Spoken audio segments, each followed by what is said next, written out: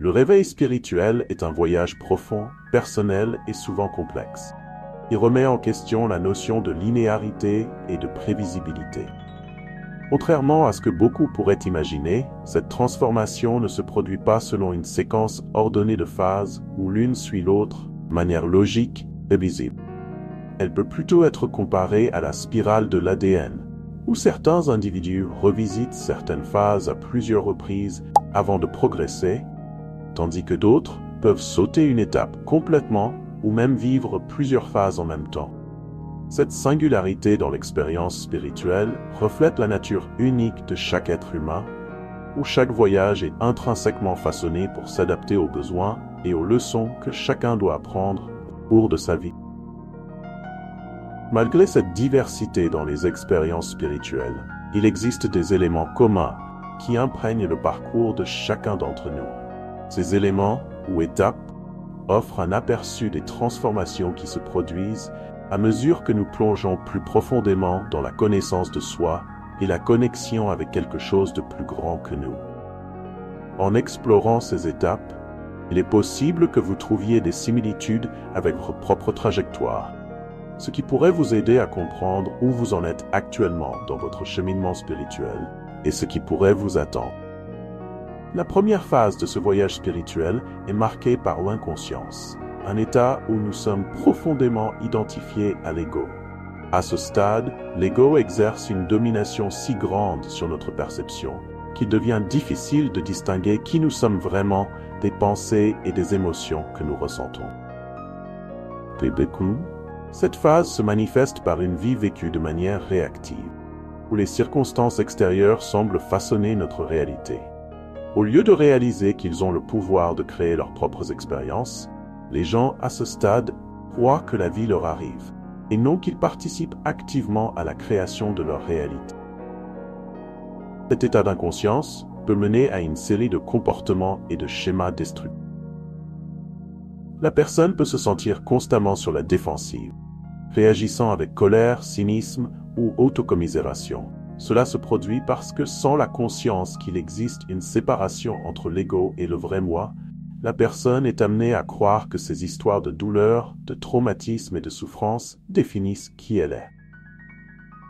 Un exemple concret de cela peut être observé dans les relations personnelles et professionnelles. Imaginez une situation où une personne projette ses propres insécurités sur les autres, croyant que tous ceux qui l'entourent essayent de lui nuire d'une manière ou d'une autre. Cette projection peut mener à des conflits et des malentendus, car la personne inconsciente ne peut pas voir les autres tels qu'ils sont réellement, mais seulement à travers les lentilles déformées de ses propres perceptions et peurs. Cette projection peut mener à des conflits et des malentendus, car la personne inconsciente ne peut pas voir les autres tels qu'ils sont réellement, mais seulement à travers les lentilles déformées de ses propres perceptions et peurs. Cette phase est souvent caractérisée par un cercle vicieux de réactivité et de souffrance. Lorsqu'un traumatisme survient, la personne inconsciente a l'impression de ne pas avoir de contrôle sur ce qui se passe, et en conséquence, elle devient le traumatisme. Cette expérience de devenir le traumatisme signifie que la personne en vient à se définir par cette expérience douloureuse, répétant continuellement cette narration dans son esprit. Cela perpétue le cycle de douleur et de souffrance, faisant en sorte que la personne se sente piégée dans sa propre histoire. Cependant, il est important de noter que cette phase d'inconscience n'est pas une erreur, quelque chose qui doit être évité à tout. Elle fait partie du voyage spirituel et est essentielle pour la croissance. À travers la douleur et la souffrance qui accompagnent souvent cette phase, la personne commence à remettre en question sa réalité et à chercher quelque chose au-delà de l'ego. C'est cette quête qui la pousse vers la phase suivante du voyage. La deuxième phase, connue sous le nom de mort de l'ego, est l'une des expériences les plus transformatrices et souvent les plus difficiles sur le chemin spirituel.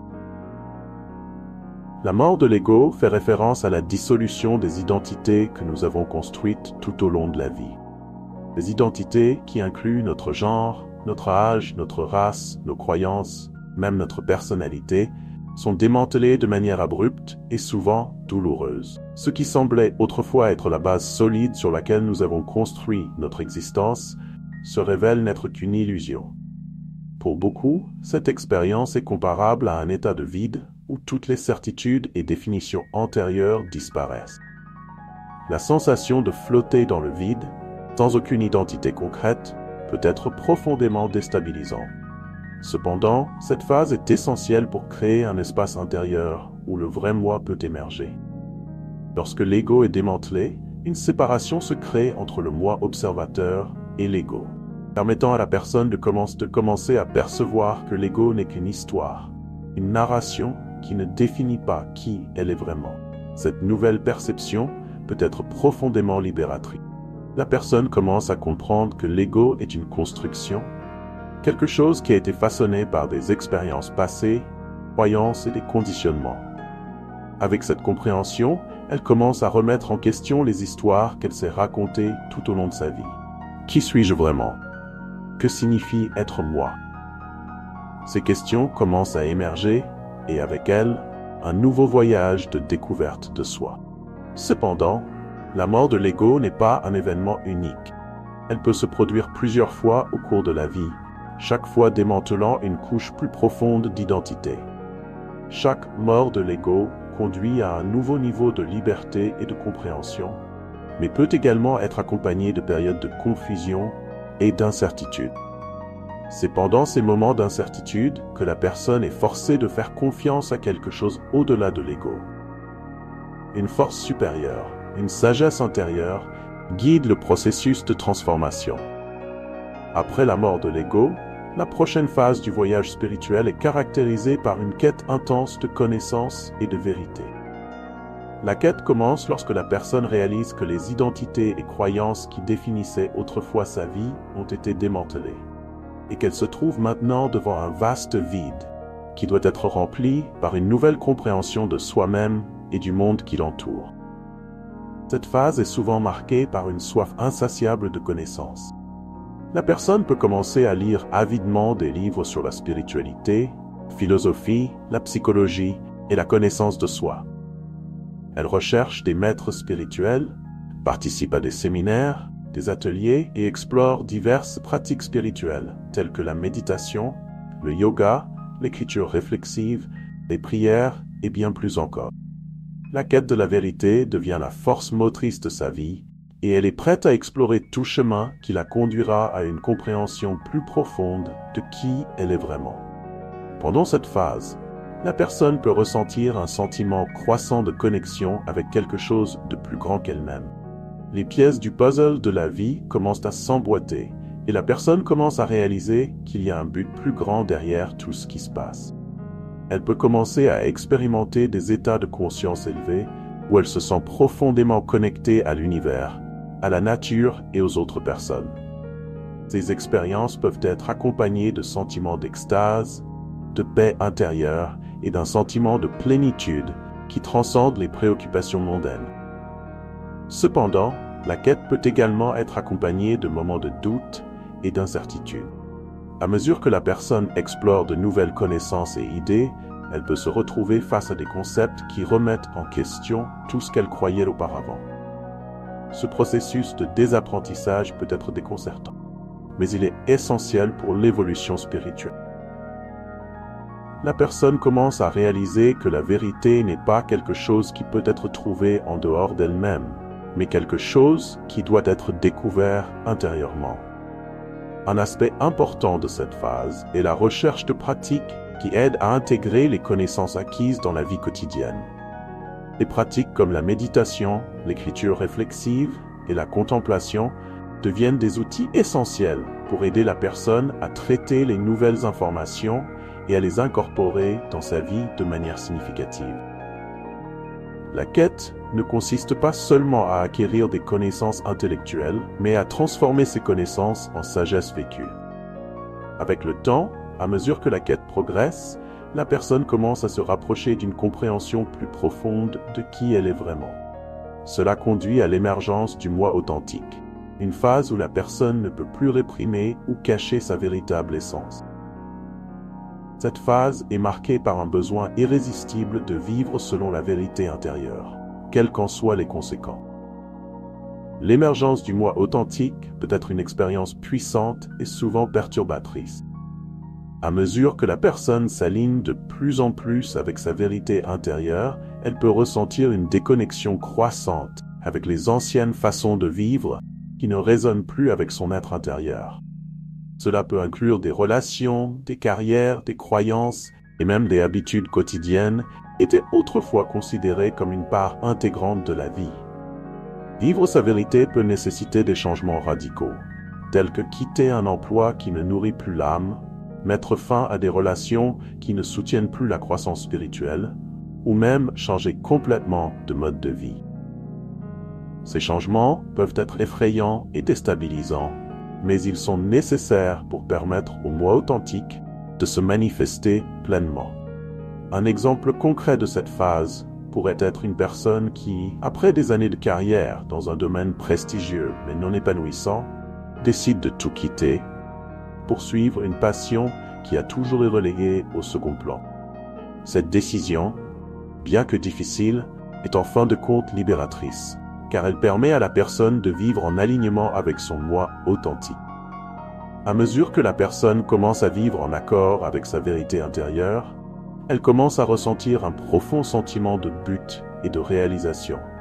Elle sent qu'elle vit enfin la vie qu'elle était destinée à vivre et qu'elle contribue au monde d'une manière qui est unique et authentique. Cette phase est également marquée par une confiance croissante en soi et en son intuition.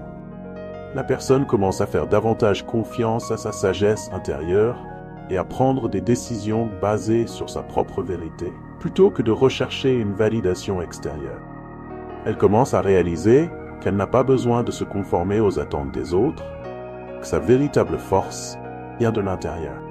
Enfin, la phase de vie en alignement est celle où la personne trouve l'harmonie entre toutes les parties de son être, esprit, corps et âme.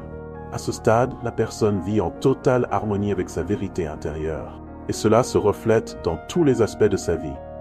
Elle se sent profondément connectée à l'univers, à la nature et à tous les êtres vivants.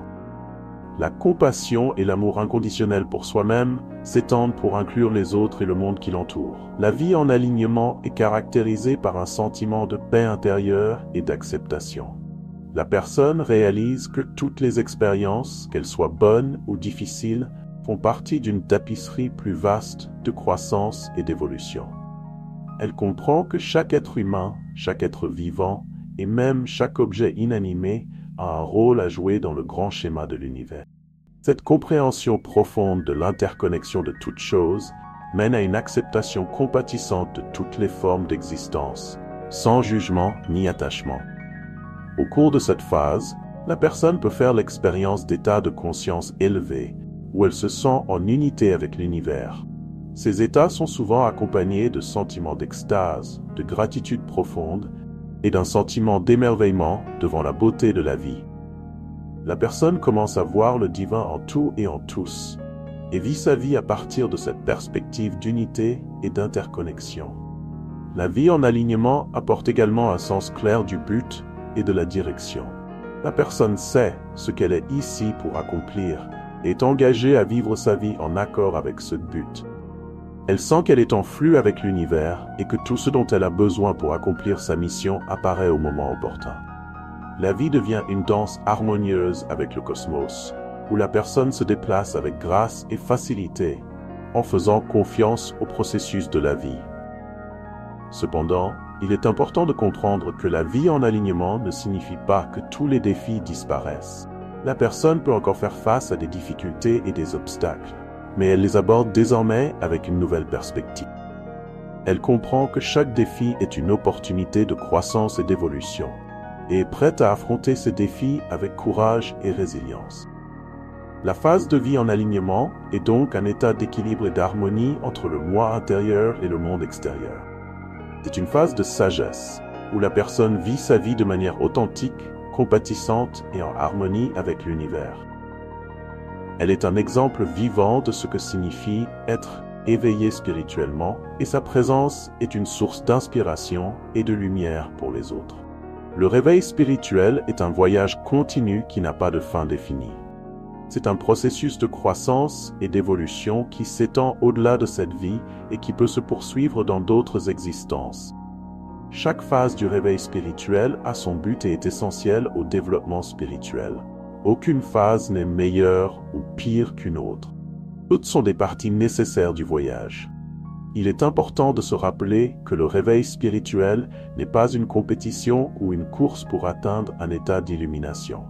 Chaque personne est sur son propre chemin et le temps et le rythme de chacun sont uniques. Ce qui compte, c'est que nous sommes tous en voyage pour devenir plus conscients de qui nous sommes vraiment et de notre connexion avec le tout. Peu importe où vous en êtes dans votre voyage spirituel, sachez que vous êtes exactement là où vous devez être pour votre développement spirituel. Chaque expérience, chaque défi et chaque victoire sont des étapes importantes sur le chemin du réveil. Et à mesure que vous avancez dans votre voyage, rappelez-vous que vous êtes une expression unique et précieuse du divin, et que la lumière que vous émettez est nécessaire et irremplaçable dans le monde. Si vous vous êtes identifié à l'une de ces phases, ou si vous ressentez l'appel à explorer plus en profondeur votre voyage spirituel, partagez vos réflexions dans les commentaires. Votre voyage est précieux, et en partageant votre expérience, vous pouvez inspirer et soutenir les autres sur leur propre chemin spirituel. Souvenez-vous que la spiritualité est un voyage de découverte, de croissance et de connexion. Il n'y a pas de manière correcte de se réveiller spirituellement, seulement le chemin qui est vrai pour vous. Faites confiance à votre intuition, suivez votre vérité et sachez que vous êtes guidé par une force supérieure qui cherche toujours votre plus grand bien.